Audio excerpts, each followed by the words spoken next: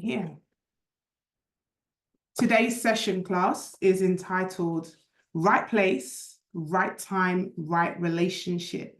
And if you were tuned in to last week's masterclass, which was Right Place, Right Time, we really looked at being ready. We looked at making sure that we were open and receptive to whoever God would bless us with opportunity or persons to be ready to be at the right place at the right time. We also looked at being patient. We looked at how we move in the process of waiting. And this week, we are looking at right place, right time, and of course, right relationships. How many of you know this word, T-R-U-S-T, a five-letter word called trust? That five-letter word called trust can take years to build, yet moments to break. Have you ever had broken trust? Have you ever had a relationship or a connection or a feeling of broken trust that has happened over a period of time, or in fact over a situation? Come on now. And, we talk about trust being such a very important trait in a relationship. And I would even go as to say, and you may have heard this, without trust, there is nothing. Now, trust is, it's a small word, but it's such a heavy word. There are so many layers to trust. And, I remember having this conversation with a therapist, and they were talking about the levels of trust, your circle of trust, and how you can have different layers of circles of trust. And it was very intriguing to me because I realized, and you can tell me this, and we don't have time to go into this on a deeper level, but I'm going to do my best in the time we have together to literally go through this. And this is around, if you've ever been through something where you've been on your rebuild and you've had to turn around and say, never again. I'm never going to do that again. And normally when those words come out your mouth, come on, talk to me, is because you've had some broken trust and there's an area where you have felt vulnerable. There's an area where you may have felt betrayed. There's an area where you may have felt that you have been hard done by, used, abused, lied to, cheated on. And so as a reaction to that situation, we could turn around and say, never again. I will never do that again. And we're gonna break this down because I think there are some lessons that we can learn, but also there's some rules, someone say new rules, that we can apply to every circumstance or situation that may come around that could potentially impact on our rebuild. Because I want us to look from a place of how am I going to move forward? What do I need to do in order to get to that next level? And it is definitely, I hope you'll agree with me, if you're going to go to a new level, you're going to rebuild to that next level, it will require relationships. Every story that I look inside the Bible is very hard to find a story where an individual had no impact from somebody else. Come on now. You see Elisha and Elijah. You see Mary and Joseph, right? You see the relationship between Samuel and David. You see the relationship between David and Jonathan. Can someone tell me a story or an example of where someone did it all by themselves? Even Jesus himself had his 12 disciples and his 3 in his inner circle. And so it made me start to think how many of us have been broken, are in a place of rebuild where we have decided that we are not going to let anybody in to that circle of trust. How many of us have decided never again are we going to allow, how many of us have said no new friends? Come on now. How many of us are guilty of saying no one is going to get that close to me again? How many of us are guilty of saying, And when I started to really dig deeper and look at this, I recognized and I realized that everything is like a battery. There is a positive and a negative. In every action, there is a reaction. There is a cause and effect. And so when you say no to something, you are also saying yes to something else. When you say no to new friends, you're saying yes to isolation and loneliness. Come on now. When you say no to not trusting others, you are saying yes to doing things all by yourself and taking time and not having the right resources and not having the right information and delaying the progress. Oh, nobody's going to give me flames in the chat for this one. But what I realized is that based on certain circumstances, the way that we look at things could potentially do what it is that the enemy wants us to do, which is to destroy our mind. Because a lot of the time we think the enemy, and I can only speak for myself, wants our body. Come on now, especially if you're a lady on this call. The first thing we say is, oh, I'm not going to have sex with him. Oh, he's not getting none of my body. Oh, yeah, I know his intention. But let me tell you this, the enemy doesn't want your body. The enemy wants your mind. The enemy wants you to self-sabotage. The enemy wants you to feel like you have low self-esteem. The enemy wants you to feel less of. The enemy wants you to turn away from your purpose and to begin to mess about and be distracted in other areas of your life. The enemy wants you to invite things in that's going to navigate you away from where it is that God has called you to be. This is why the word says, I'm going to give you a what? A renewal of the what? Is it of the body? Is he going to give us a renewal of the body? Is he going to give us a renewal of our spirit? No, he says the renewal of your mind. And the reason why he says a renewal of our mind is because if we can get into tune with the way that we think, then we can impact all other areas of our life. Oh, I think we're going to get on very well on today's class. So what we're looking at is how do we, if we understand that relationships, the right relationships, if we can form the right relationships, then that could unlock a serious shortcut to the next level of our life. It could unlock resources. It can unlock information. It could unlock increase. It could unlock time frames. There are so many things that relationships can do that over time you still can't do. I can give you many examples. I can give you examples of how I was able to just this year get face to face with the Prime Minister of Jamaica, who was able to say to me, listen, Nikki, these are the priorities of the country. What can you do to be able to support this? Here's some connections so you can get on a call so that you are able to open doors to solve something, which we were talking about last week. Your gift will solve problems for someone else, and it unlocked the door. But how did I get that? Somebody who I had served previously, who I had supported previously, who had been in the presence, I had trusted with my gift, had seen the gift and said, okay, here's an opportunity, Nikki. I think this opportunity will do well for you. So the gift will make room for you. But how do you allow that gift to make room for you if you're so guarded with the gift? If you won't share that gift with the right people? If you don't trust individuals to be able to understand what it is that you have been called to do?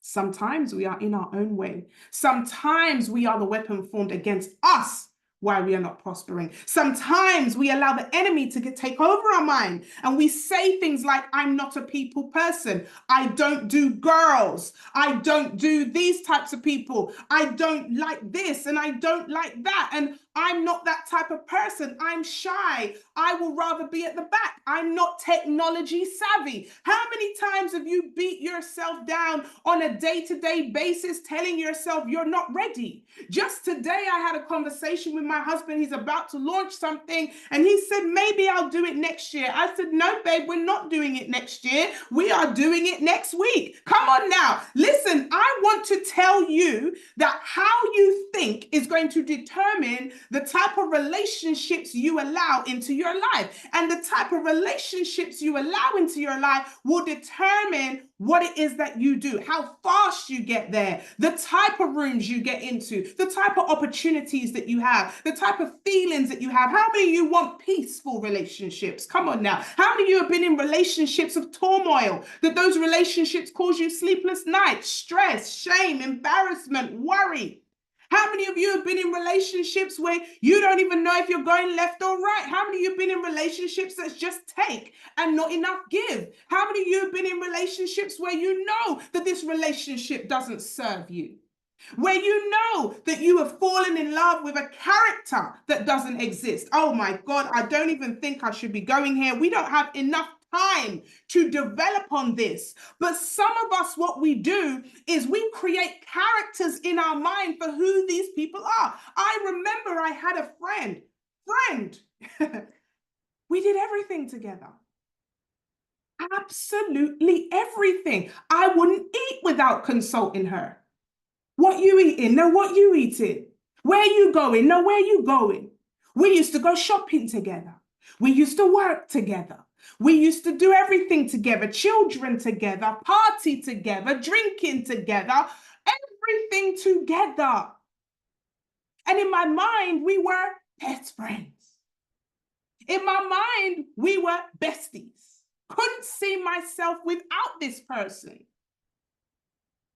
But here's the thing about circle of trust. You see, one of the things that's going to happen, if it hasn't already happened to you, is as you elevate, there will be a level of separate. That not everyone can grow to your next level.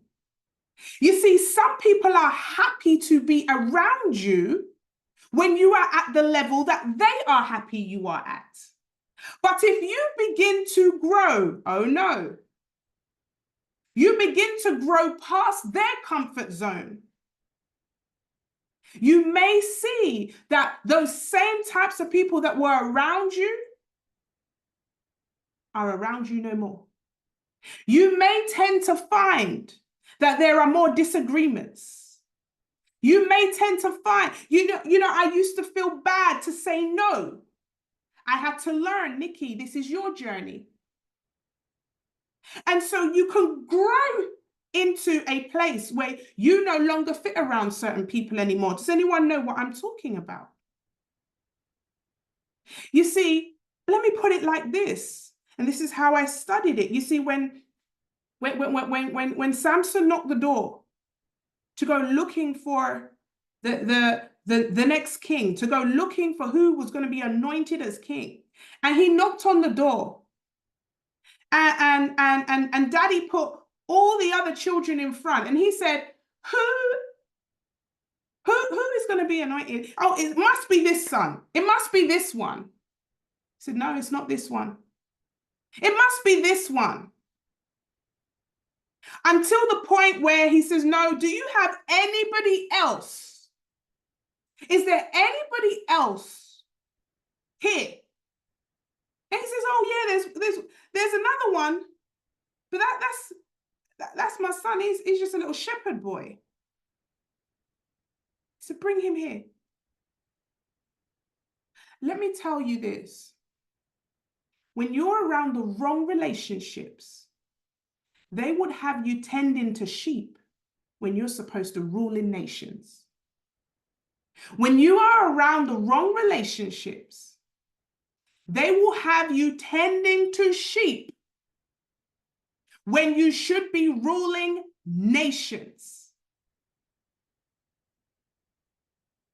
It's so important to ensure that we are surrounded with the right relationships, not no relationships. Because some of us, we go from one extreme to the other. We have people that want to bring us down, people that don't see the gift, people that we went to school with or college with, or we've been around them for so long. So the familiarity, we're so comfortable in that. I don't even have time to go into it as much as I want to go into it with you all. And so we have the one end where we begin to close our mouth. We begin to pipe down. We begin to act shy. We begin to suppress who we are. We begin to be people pleasers and agree with everything because we want people to like us. We want people to accept us. We don't want to be by ourselves. We don't want them to disown us or think that we're not worthy because we are afraid of being alone. And so now, slowly but surely, brick by brick, day by day, we begin to lose who we are. We lose our identity. And when we lose our identity, we now have lost our purpose because our purpose is tied to our identity. It's tied to who we are and why we're called on this earth. And we wonder why there's so many people around with an identity crisis. We have people saying that they resonate and they want to be known as animals. We have people with full identity crisis. When you are surrounded by the wrong environment, you will also have no accountability. They're not going to remind you. Remember you said you've got that goal to hit? If you're around people, listen, I'm going to give you some gems on some red flags that you want to listen. Red flags, right? Are we here? Red flags that you want to look out for to determine if you are in the wrong environment. When you're in this relationship, does it bring you closer to God or further away from Him? These questions are going to sting. Are you pulling me closer to God? Are you pulling me closer to my purpose? Are you pulling me closer to my goals, or are you taking me away from them? Are you pulling me closer to righteousness or closer to sin? Yeah, but Nikki, I know that's happening, but she's a really good person. I know that's happening, but he's a really good guy. The devil is a liar. The devil is a liar. Here's another one for you. Do you have to shrink around those individuals or in that environment? Do you downplay your successes? Do you downplay your skill sets? Are you just pretending and just plodding along? Are you not pushing to be the best version of yourself? Are you downplaying who it is that you know you've been called to be? Here's the next one. Are you reminded of your goals? Is there real accountability around there? Are the conversations edifying towards your goals? Are they edifying to make you a better person, or are they distractions? Are they sinful conversations? Are they conversations about other people? Are they conversations about things that you know are not going to elevate you? Distractions. How do I know if I'm in the wrong environment? When I can't be myself. When I hesitate being who I really am and I have to wear a mask. You know, every time I was around this particular friend, I seemed to swear. Why? Why do I behave a certain type of way around that particular person?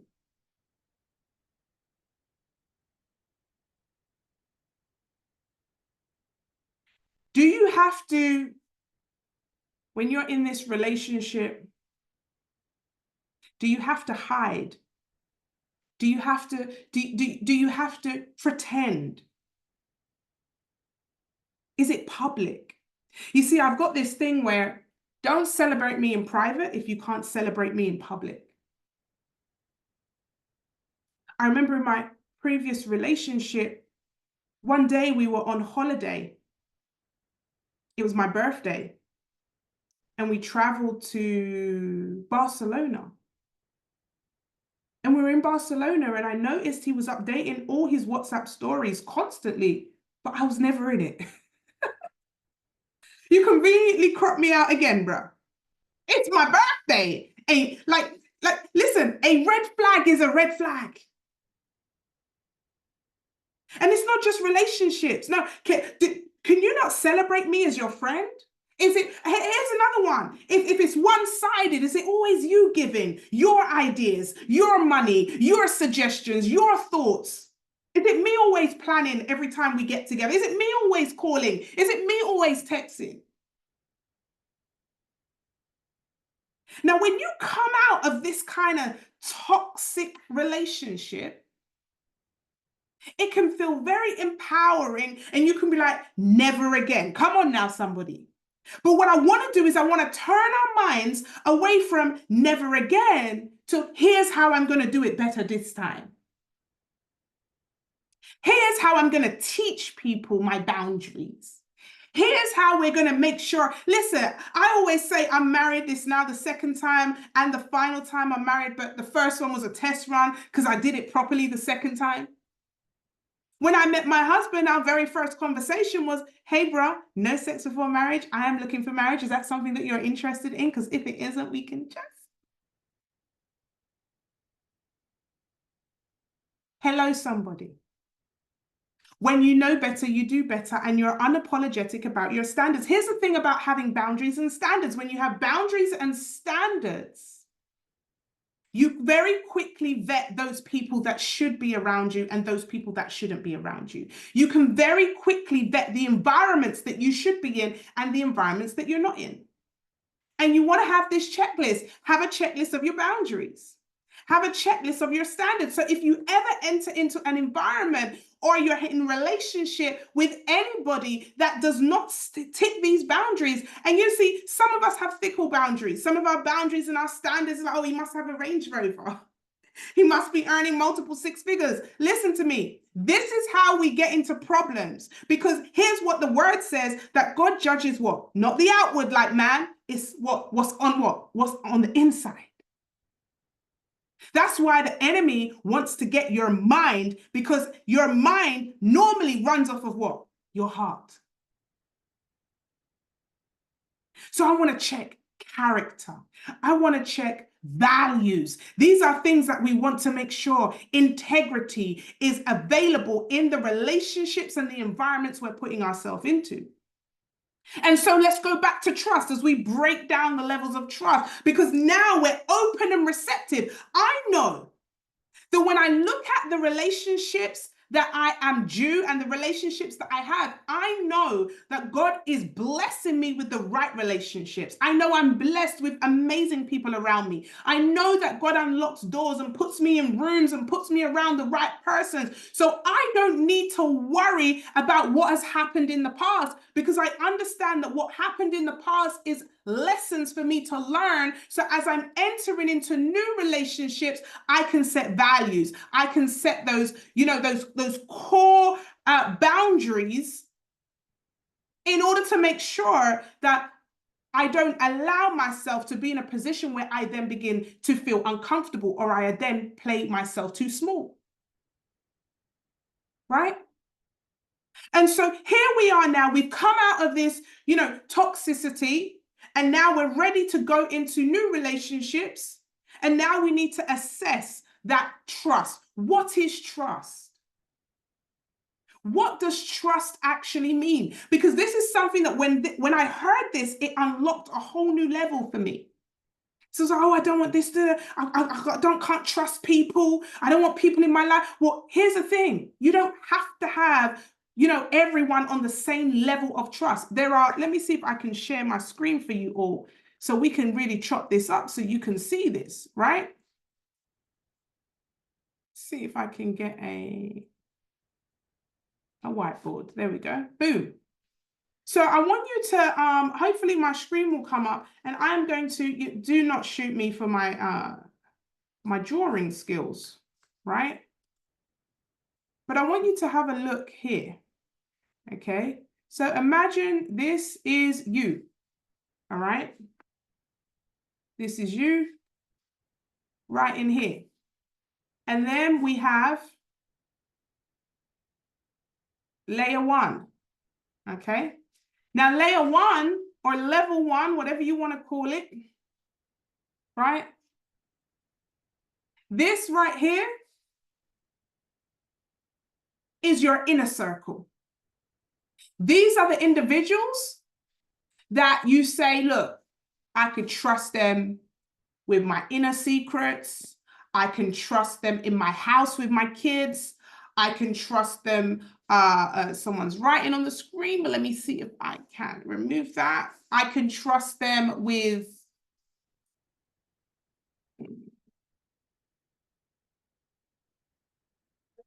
let's see if I can. Who is that?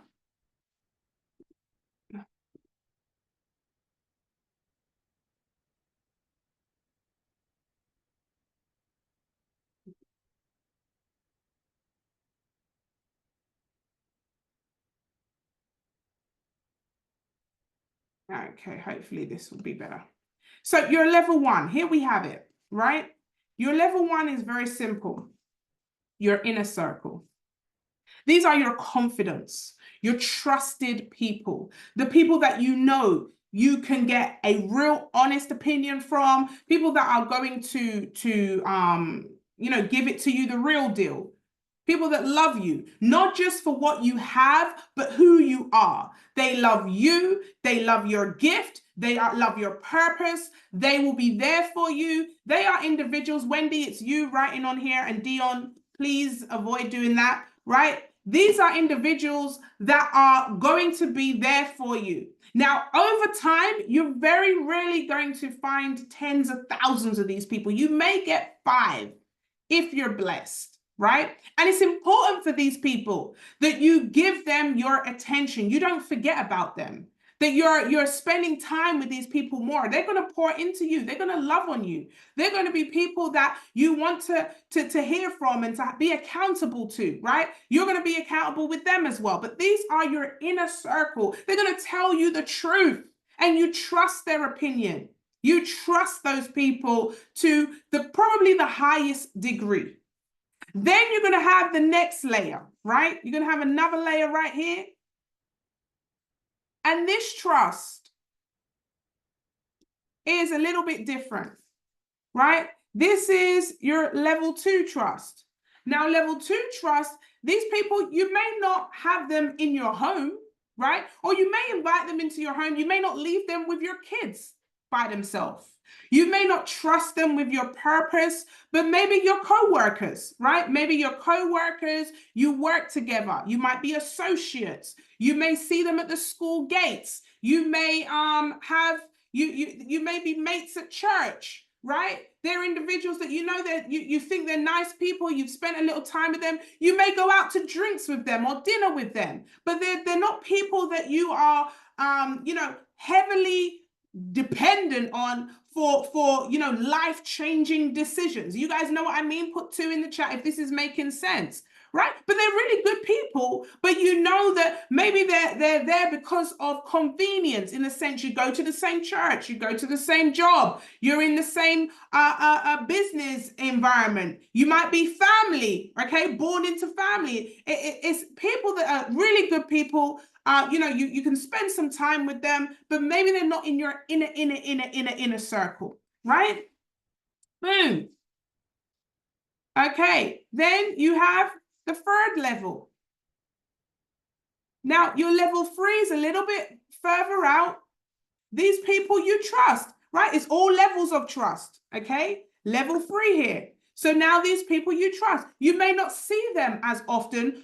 It may be a doctor, for example. You see that doctor at that moment in that time. You trust them to give you the right medication or the right diagnosis, but you may not trust them in your house. You may not trust them with your money. You may not leave, your jewelry box open and leave them in your house. It may be a shopkeeper that you see all the time, because you just happen to shop there. It might even be a distant family member that you see once a year. You don't really know them too much, a second cousin, third, fourth cousin, or whatever, right? But again, it's that level of trust. It may even be a director, a CEO of a company that you don't really get too much relationship with, but you see them maybe once in a blue moon, right? So now you have another layer of trust, okay? And then you've got the fourth layer here, right?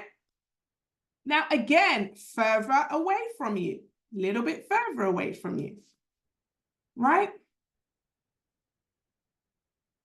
Level 4. Now, level 4 could be, I don't know, people you trust from afar. Could be people you've never met before, government, how much you trust them, right? Policies. It could be rules, regulations, people that you only connect with, via what you see socially. All right. You could see some people on social media all the time that you follow, but you've never spoken to them, but you have a level of trust that they're going to show up every day.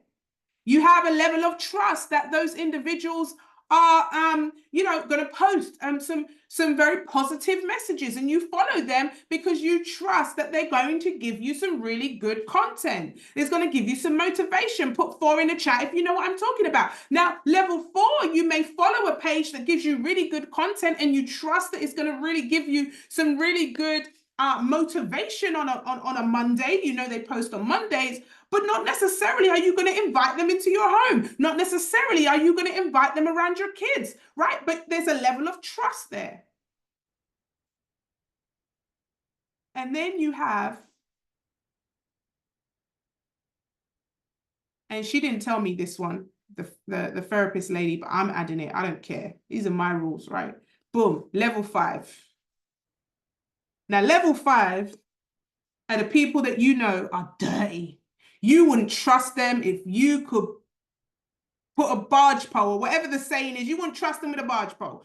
These people are rotten to the core, right? That these people corrupt. The Bible says bad company corrupts.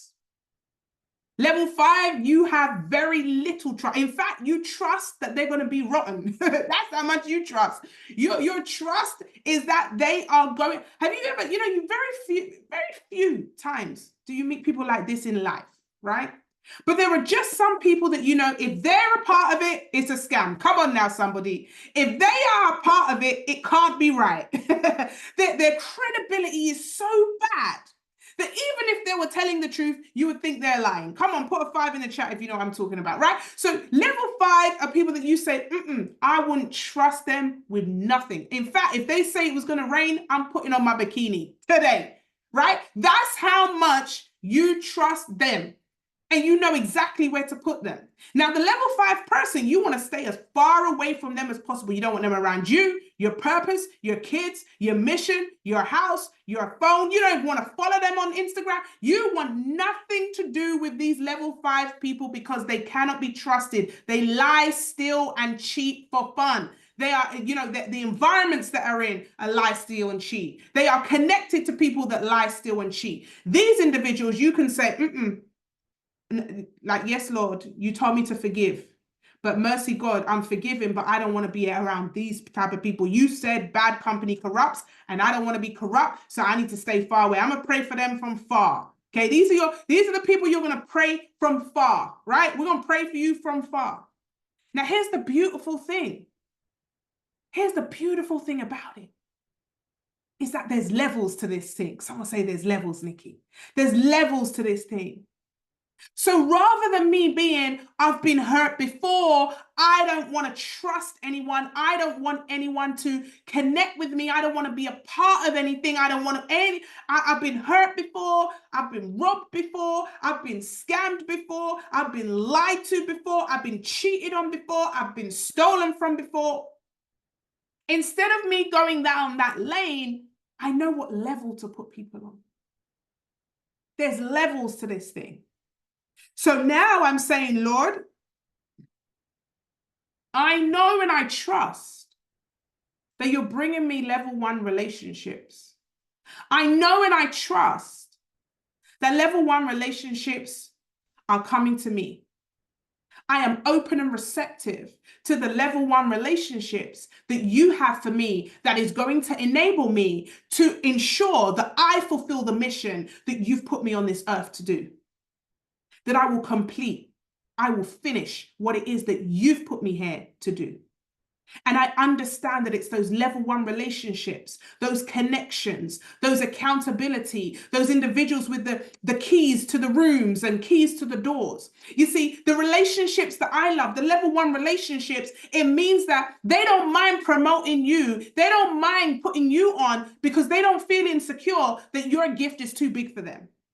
They don't feel insecure that your business is going to take over theirs. They don't feel insecure that if they put you on, they diminish themselves. They don't feel insecure that they're going to help you and it's going to impact them. Level 1 relationships are selfless. Level 1 relationships are edifying. Level 1 relationships bring you closer to God. Level 1 relationships push you in the direction of your purpose. Level 1 relationships lift you up, remind you that you're royalty, remind you that you're gifted, remind you that you're put on this earth for a purpose, remind you that you are blessed and highly favored. Level 1 relationships hold you to the accountability of God. Level 1 relationships help you to become righteous and live a righteous life. Level 1 relationships push you to be the best version of yourself. Level 1 relationships make sure that you don't sit there playing small. Level 1 relationships edify and push and ensure that you know that you are gifted, you know that you are blessed, you know that you are highly, highly favored, and that you will walk into rooms and save nations and generations.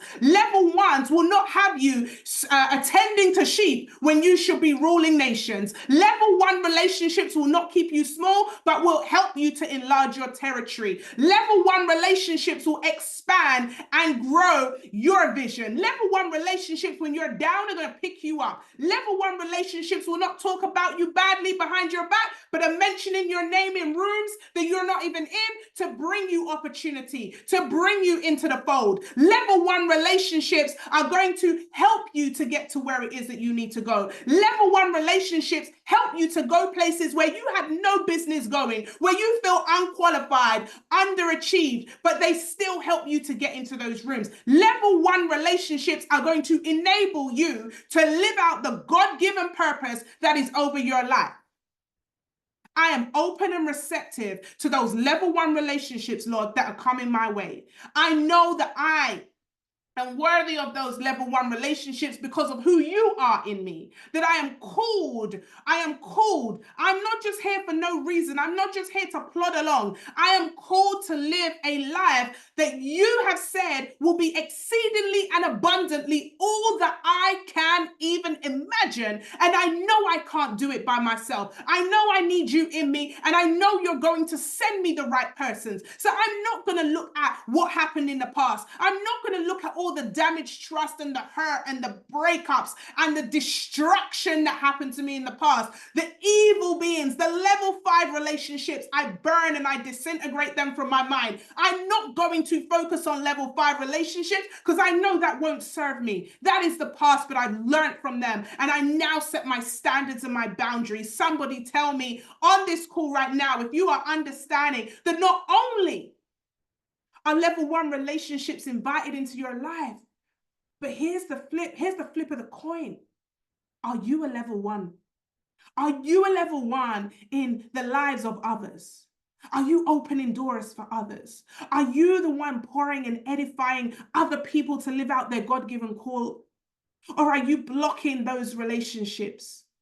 Is it always me, me, me, me, me, me, me? Or do you stop to say, okay, who can I bless today? Who can I give some good energy today? Who can I help to unlock a door today? You see, some of us, we don't even realize that we are the key to somebody else's next level, that we are level ones. I want you to type in the chat, write in your notes, I am a level one, because until you see yourself as a level one, you don't fulfill your purpose. You don't go out and serve. You don't go out and pour. You don't go out and give other people those opportunities, other people those doors and those rooms that they may not have even fathomed that they could enter in.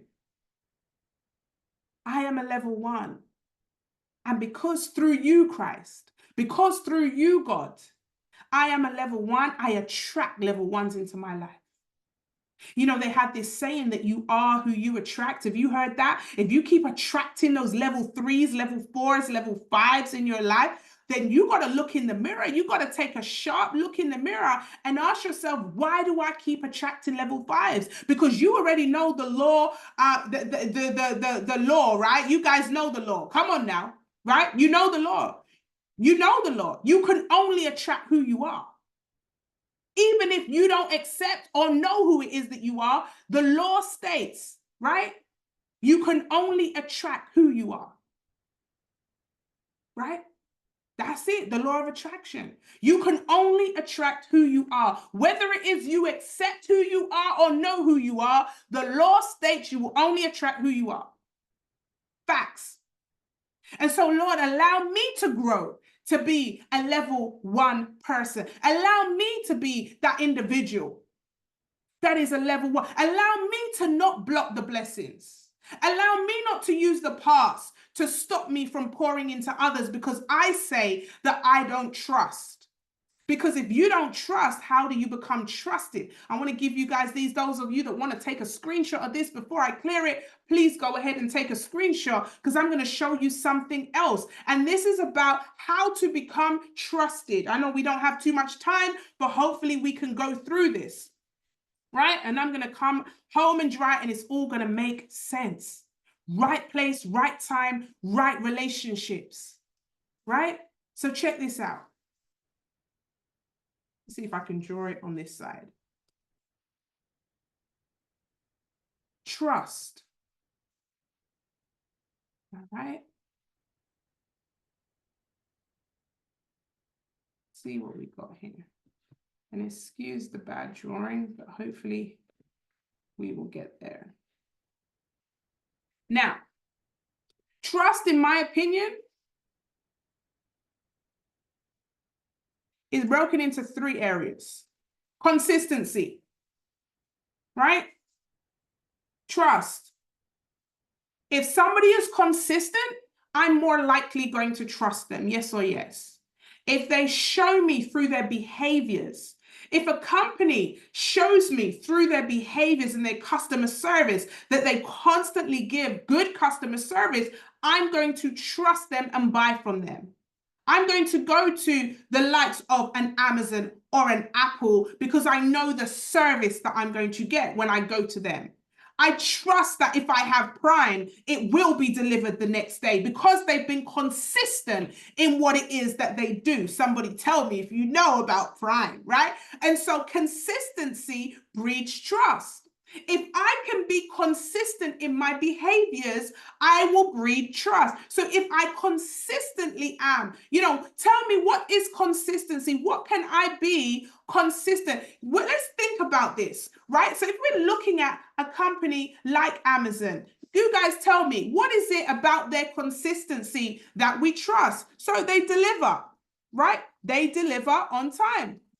Right? Most times you're going to get your delivery on time. What else about them is consistent, right? We want to, really say that the quality is consistent. Okay, so the quality of the products, we don't think, unlike some other places that you could order, right? And you think to yourself, when it comes, is it going to be right? Is it going to be like the picture? But when you order from Amazon, when you order from Apple, you know you're going to get what it is in the picture. Somebody tell me if you know what I'm talking about. What else? I want you to help me. List this out for me. Packaging, right? Packaging. We know what we're getting, right? And the packaging is consistent, right? The packaging is consistent. What else? Their communication is consistent, right? Once you order, you know you're going to get that email, right? The service is consistent as well. Absolutely love it. Timely, right? They're timely. So again, we got time already. That's fine. Dependable, right? So we trust them because they do what they say they are going to do, right? Okay, returns process is simple. So even if there's an issue, it's still simple communication, right? Simple communication, even when things are not going the way that we want it to go, right? So I'd say with disagreement, right? Now, how can we think about this when it comes to our own relationships, right? Are you on time, right? Do you always put your best foot forward first with quality? How's your communication, right? What are your service levels like? Are you consistent on your service, or is it dependent on how you feel? Do you do what you say you're going to do? Do you communicate simply? Do you run away from disagreements, or do you handle them consistently? These are things that we can definitely look at as individuals on how we are going to improve when it comes to consistency, right? The next thing I think is very important and helps to build trust, okay, is this next C word, which is credibility. Come on now. What is credibility? Credibility is who you are. Credibility works on, you could class credibility as, achievements. Okay.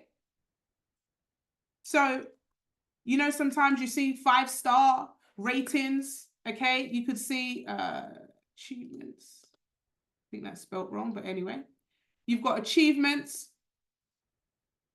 What else is credibility? It may be, degrees, qualifications, right? It could be sound advice. Those people that you always go to for advice because you trust they know what they're saying. So that's probably because they have, a reputation. Yeah. A good track record. Reviews. Right? What else? Trustworthiness. How do we build trust? Through credibility, right? Here's a word: honesty, integrity, right? Experience. And again, your credibility is based on doing what you say you're going to do.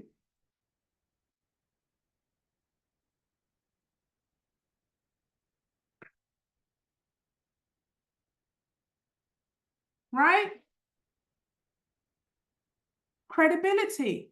How can we improve on our credibility? Is there a course that we need to take?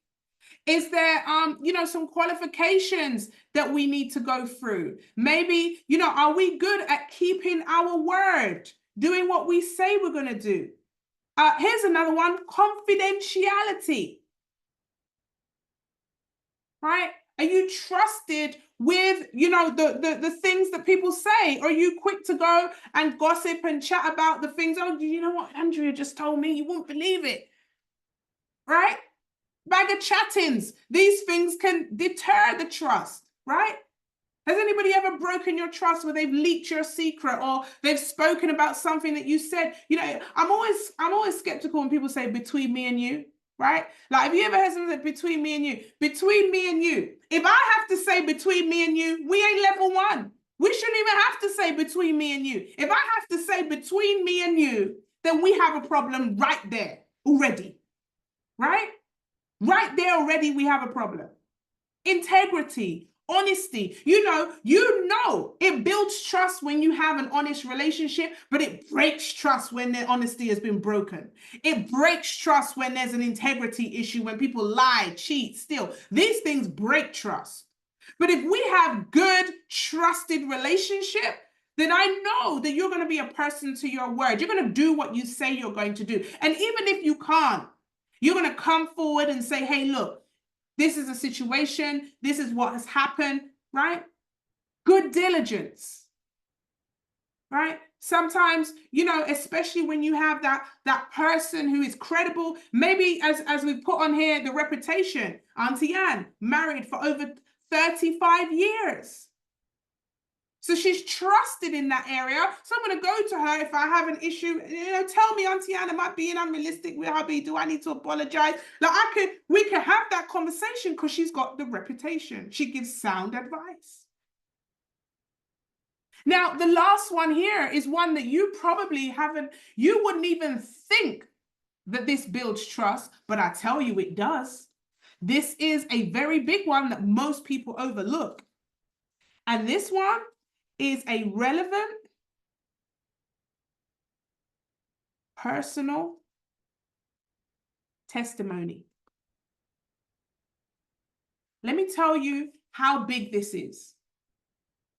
Have you ever been around someone who they sit and listen to all your business, but they never tell you anything about them? Have you, let me tell you this, when you can't share a relevant personal testimony to bring connection to yourself and somebody else, you will struggle when it comes to trusted relationships. People trust people who trust them.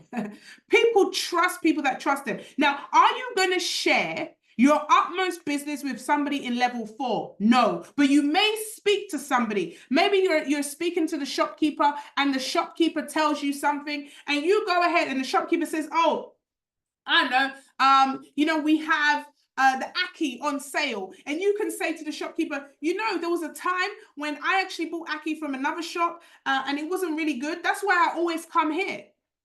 Just that alone brings you closer to that shopkeeper. That's not personal about your business, but it's a personal testimony that means that you've opened up a little bit to another person. That person feels like you've now connected with them that little bit. As you get closer on to level 3, level 2, level 1, you now start to share things that impact others. Somebody's going through something and all of a sudden you can say, do you know what? I actually have been there. I know how you feel. I'm so sorry you're going through that. That must be terrible. Let me see if I can help. Let me see if I can connect you with somebody. Let me see if I can, you know, let me show you what I did. Here's the website that I used, right? Some of you know I've built a massive business on my personal testimony. The rebuild itself is a personal testimony. Some of you are sitting on your story that could unlock a whole new type of level 1 blessings and anointing, but you're too ashamed to talk about it. You're too, you're too private to share it. I think the whole world and its mother knows my baby father left me on the floor, broken, with 1 child and 1 on the way, with me begging him to stay. That is a personal testimony. Now, when you can share, and it is key, relevant personal testimony for a reason. It's got to be relevant to the conversation. It's got to be relevant. Relevant. But personal testimony is now you relating, right? Relatability. Right? Personal testimony is sharing something that can help someone else. It may mean being a bit vulnerable, right?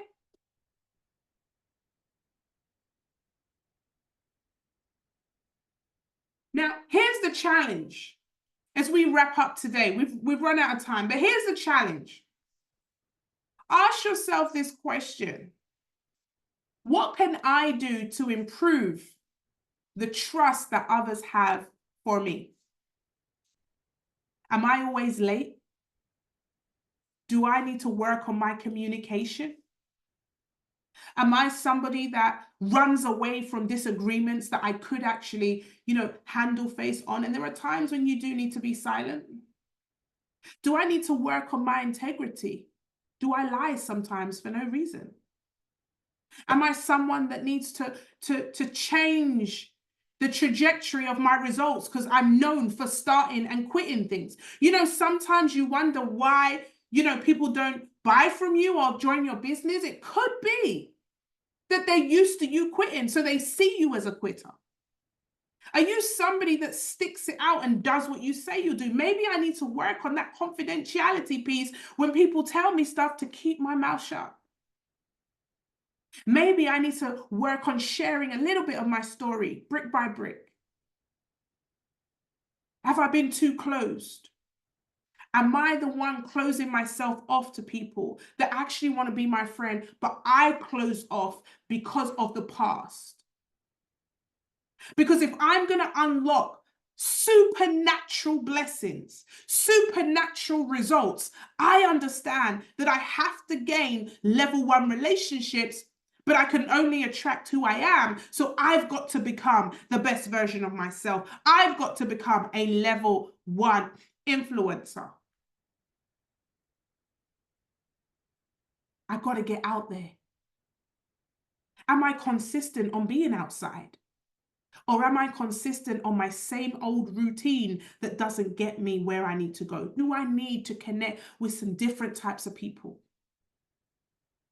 Because the moment I unlock that level, the moment I unlock that new zone, I know that the supernatural blessings will come. I heard something yesterday which was around, in order for the supernatural, I have to do the natural. I have to do my part. In order for the super to be added onto my natural, I have to make sure I'm doing the part that I can do, which is the natural. Let me work on building trusted relationships, building that consistency, credibility, and working on my personal testimony, being honest.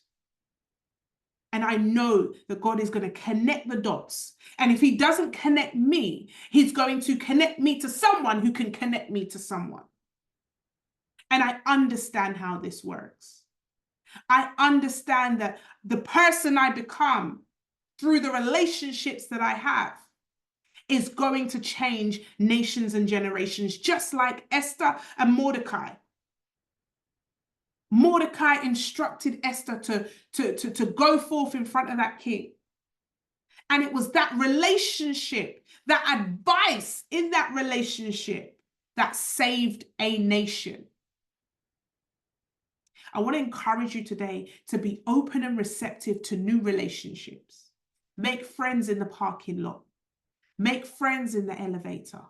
Make friends at the school gates. Make friends at your job. Make friends. Don't be afraid of those new level friendships, because you never know who has a story, who has a key that could literally unlock your next level. So your homework this week is, I want you to write down 10 to 15 names that are the people that you spend most of your time with, that you talk to the most. I want you to list those 15 names. And then I want you to plot them in levels. Are they level 1, level 2, level 3, level 4? Hopefully you have no level 5s around you. And then I want you to actively go